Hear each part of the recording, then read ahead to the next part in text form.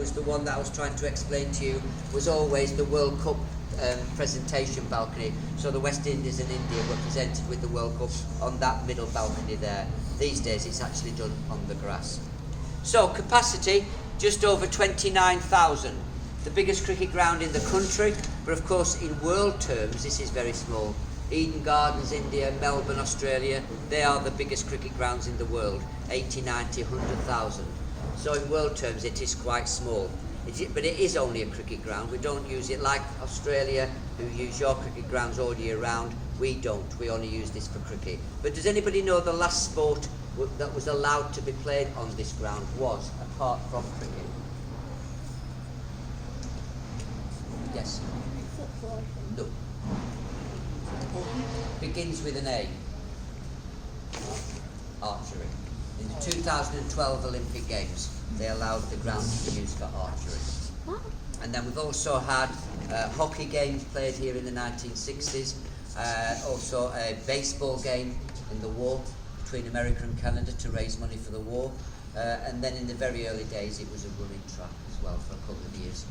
But the members are absolutely adamant they don't want it to be used for anything else on a permanent basis. So 29,000 is the capacity. If you want to be a member here, you need to be at least 16 years old. Sorry, who is from Australia?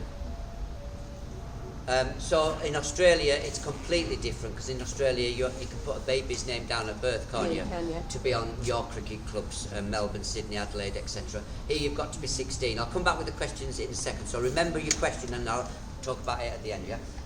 So here you've got to be 16, but you've got to have one more thing. And what's the most important thing you need to be a member here? Sorry? Money. Everybody always says money. It's usually the reason, but it's not now. It's very cheap to be a member. It's not money. Somebody else say something. Citizenship, no. About 16% of our members are from other countries. Anybody can apply from anywhere. ID? ID? Well, at some stage you will have to have ID, so I can't say that's wrong. But what you need more than anything is a lot of patience, because the waiting list is 29 years. We think it's the longest waiting list of any sports club in the world. I think as far as Australia is concerned, Melbourne is about 20. I think that may be the second longest. So 29 years, and it's getting longer all the time. We have 18,000 what we call full members. We haven't got any room for any more, so we have to limit it at 18,000. We've got 6,500 people on the waiting list. And what are those 6,500 people waiting for? Death. Absolutely right. They're waiting for death, because until one dies, the next one can't come up. Because and we're all living longer, thankfully. Members are living longer. The waiting list is getting longer.